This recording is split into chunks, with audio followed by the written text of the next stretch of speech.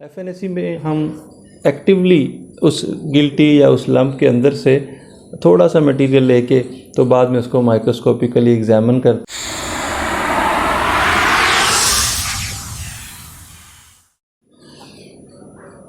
السلام علیکم جی، میرا نام ڈاکٹر فخر عباس ہے۔ میرا تعلق ہسٹوپیتھولوجی سے ہے۔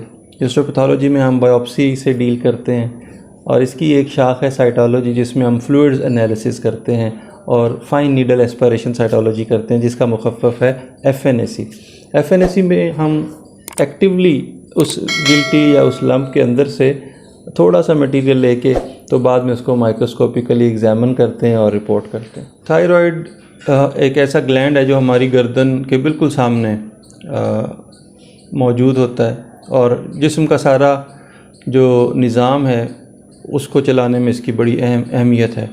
اگر تھائرائڈ جو ہے وہ لو ہو جائے تو ہمارا جسم جو ہے وہ سلو ہو جاتا ہے، اور اگر تھائرائڈ ہائی چلا جائے تو ہمارا جسم فاسٹ ہو جاتا ہے۔ تو اس کی پھر اپنے اپنے نتیجے ہیں۔ تھائرائڈ کی بیماریوں کی بات کریں تو سب سے جو کامن ہے، سب سے امپورٹنٹ ہے، وہ یہ کہ تھائرائڈ پھول جاتا ہے، بڑا ہو جاتا ہے، گلینڈ کا سائز بڑھ جاتا ہے، جسے گوائٹر بھی کہتے ہیں، گلڑ بھی کہتے ہیں۔ اس کے بعد اس میں سوزش ہو سکتی ہے، تھائرائڈ میں سوزش ہو سکتی ہے، تھائرائڈ کے اندر ٹیومرز بن سکتے ہیں، کینسرز بن سکتے ہیں۔ تو اس لیے تھائرائڈ اگر کسی کا واضح ہے، کسی کو تھائرائڈ کی گلٹی بنی ہوئی ہے، تو اس میں یہ دیکھنا بہت ضروری ہے کہ اس کے انڈر لائنگ ڈیزیز کیا ہے۔ تو اس میں جو مختلف ٹیسٹ کیے جاتے ہیں، تھائرائڈ سکین کیا جاتا ہے، تھائرائڈ کا الٹرا ساؤنڈ، اور بلڈ میں تھائرائڈ ہارمونز کی مقدار ناپی جاتی ہے۔ اس کے ساتھ ساتھ ایک بہت اہمیت کا حامل ٹیسٹ ہے جسے کہتے ہیں فائن نیڈل ایسپیریشن سائٹولوجی، یعنی تھائرائڈ کے اندر سے تھوڑا سا میٹیریل لے کے اس کی سلائڈیں بنا کے اس کو سٹین کر کے مائکروسکوپ پہ دیکھنا اور یہ بتانا کہ اس میں سوزش ہے، عام گلٹی ہے یا کوئی کینسر ہے۔ اس کو کہیں گے FNAC آف تھائرائڈ۔ تو اس کو ابتدائی ٹیسٹوں میں شمار کیا جاتا ہے۔ یہ منیملی انویسیو ہے۔ کہنے کا مقصد یہ ہے مریض کے لیے عام طور پہ کوئی اس کا نقصان نہیں ہے۔ اگر ایک ایکسپرٹ ہینڈ میں نیڈل ہے تو بڑے آرام سے، بڑی سہولت کے ساتھ ہم یہ ٹیسٹ کرتے ہیں۔ اس کے بعد اس کی سلائڈیں بناتے ہیں اور پھر ہم اس کو رپورٹ کرتے ہیں۔ جس سیٹ اپ میں کام کر رہا ہوں، یہاں پہ یہ ہے کہ ہاسپٹل سے بھی پیشنٹ ہمارے پاس ریفر ہو کے آتے ہیں، پرائیویٹ فیسلٹیز سے بھی آتے ہیں، اور واک ان پیشنٹ بھی آتے ہیں جو صرف ہمیں چیک کروانے کے لیے آتے ہیں۔ تو اس لیے یہ پبلک اویئرنیس دینا بہت ضروری ہے کہ تھائرائڈ کی اگر گلٹی ہے، تھائرائڈ کا گلڑ بنا ہوا ہے، تو آپ ایک دفعہ ضرور چیک کروائیں کہ یہ کیا چیز ہے۔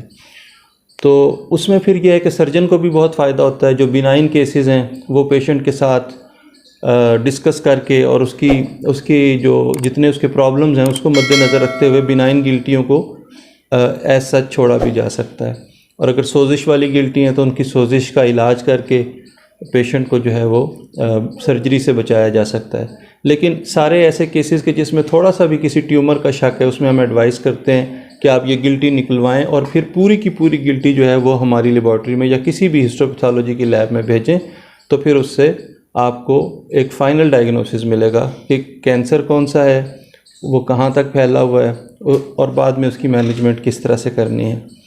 جہاں تک اس کی رپورٹ کا تعلق ہے تو ہم 6 درجوں میں اس کی رپورٹ کو کاؤنٹ کرتے ہیں، جس کا نام بیتھیسڈا کے نام پہ رکھا گیا، جو کہ امریکہ میں ایک سینٹر ہے، وہاں پہ یہ سسٹم ڈیولپ ہوا۔ تو بیتھیسڈا کی 6 کیٹیگریز ہیں، 1 2 3 4 5 6۔ تو عام طور پہ پہلی 2 کیٹیگریز کو سمجھا جاتا ہے، بینائن سمجھا جاتا ہے۔ پہلی تو خیر نان ڈائگنوسٹک ہے، دوسری بینائن ہے۔ تیسری، چوتھی، پانچویں اور چھٹی کیٹیگری جو رپورٹ ہوتی ہے اس میں پھر کوئی سرجیکل انٹرونشن یا کوئی میڈیکل ٹریٹمنٹ جو ہے وہ کی جاتی ہے۔ تو اس کے ساتھ ہی میں نے جو گزارشات تھیں تھائرائڈ سائٹولوجی اور تھائرائڈ لمپ کے بارے میں وہ آپ کی خدمت میں پیش کی ہیں۔ امید ہے آپ کو پسند آئی ہوں گی۔